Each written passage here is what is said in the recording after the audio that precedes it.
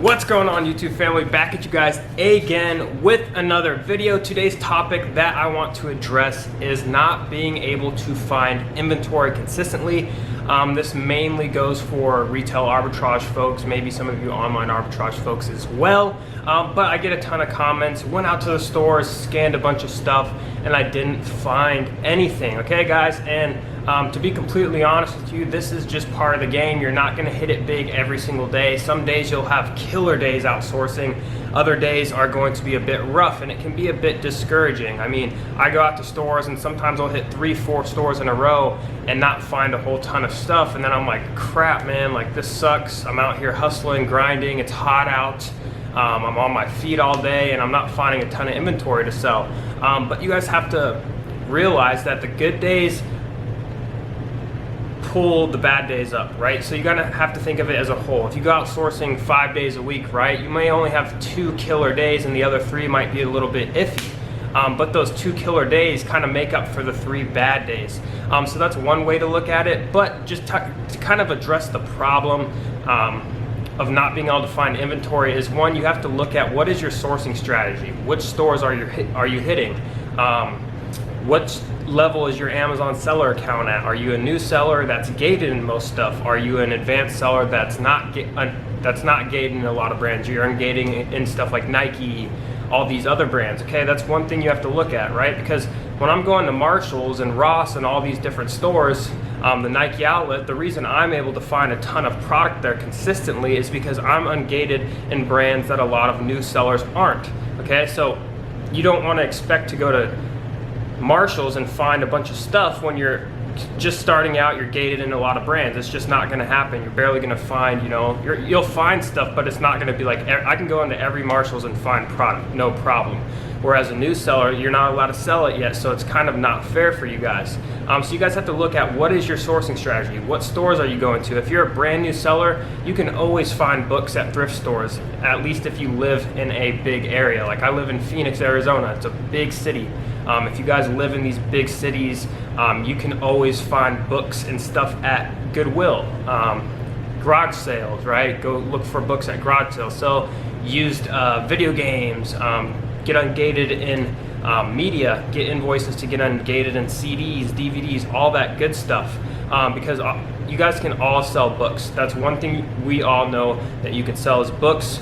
So just know that if you're gated into most stuff, it's going to be a bit harder going to these big box retailers at the start. When I first personally started on Amazon, all I did was thrift stores. I did books. If I found used video games, used electronics, all that good stuff, I'd send it into Amazon FBA, and I could always consistently send in products, and I was making good money doing that.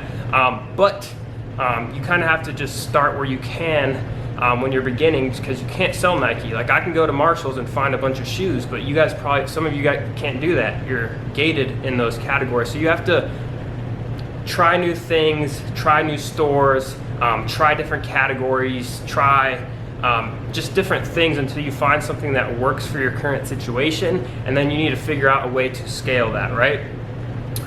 One way to scale is if you're doing books, guys, just do books 100%. Don't try to do books one day a week, go to Marshalls the other day, go to Ross. If you are just starting out, find a niche and just focus on that niche. That's what I did. I did all books. I was sending in 250, 300 books a week. And that's what it really takes to make good money selling books, is you have to be pumping in units. Most of the time you guys are dealing with books that are $5 to $10 profit on average. So you guys kind of have to do more volume, right? Whereas a pair of shoes, I could make 30 bucks on a pair of shoes. So you might have to sell 5, 6, 7 books to make that same amount of money. But the good thing about books is it's low barrier to entry. Anyone can sell them. The cost is ridiculously low, and it's just a great way to learn as well. But don't forget used electronics, guys. I used to sell DVD VHS combo players on Amazon. I'd pick them up for 5 to 10 bucks and sell them for 50, 60, 70, even 100, sometimes $150. So products like that is where, if you, let's say you sold 10 of those a month at a $50 profit each, that's $500 extra a month that can go into your, let's say, book business or whatever it is. But make sure you guys are finding a strategy that works for you, because obviously my specific sourcing strategy, the stores I go to, the type of categories I shop for aren't going to work for beginner sellers, right? You guys are going to have to adjust, but the same principles apply. Find a category of products that you guys can sell, figure out a source to go and pick up those products, and then just try to scale it out from there, right? Other ways to get ungated in different stuff, like I find a ton of toys at Ross. You guys can find tons of distributors online. Just type in toy distributor, find one that's an authorized distributor, set up an account with them, place an order, send the invoice into Amazon, get ungated. That really goes with any category that you're trying to get ungated in. You can't really get Nike invoices, a little bit harder to do that. I know some people do, but it's very, very hard to find a legit Nike distributor unless you're purchasing direct from them. But there are tons of different categories that you guys can get approved in, brands. If you just literally go online and type in, let's say you want to get ungated in topicals, go figure out a distributor that has topicals for sale that is an authorized distributor, try to set up an account with them, order from them, submit the invoices, you're ungated. Yes, it will cost a bit of upfront investment to get ungated, but the payoff in the end is going to be extremely huge, because something like topicals, like I find tons of topicals at places like Ross, Marshalls, all these different stores, Walmart, and you can make pretty good money. They sell fast, so on and so forth. So don't think about it as an upfront, like, oh, this is $500 to get ungated in this. Trust me, you guys can make way more in profit by getting ungated. You can go to a toy distributor, order Nerf, Lego, all these different brands, and get ungated. Barbie, Transformers, DC Comics, all these different brands you guys can go and order product from.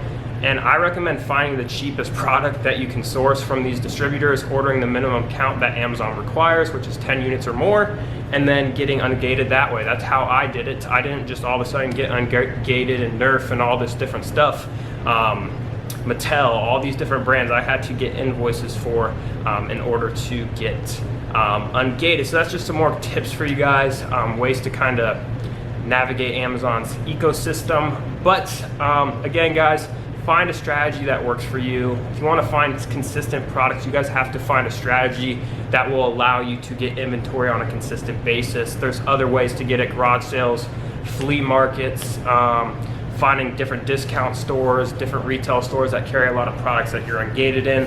You guys just kind of have to do the groundwork in the beginning until you start learning all this stuff, right? Learning which stores work for you, learning which category of products work for you, and then from there just get really good at that one thing and then scale it and blow it up. But that is going to be pretty much it for this video. Again, guys, if you guys have any questions, be sure to leave them down in the comments section.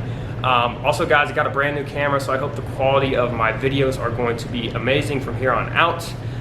So if you're new to the channel, be sure to subscribe. Also, guys, check out the Facebook group, link in the description if you're not already in there.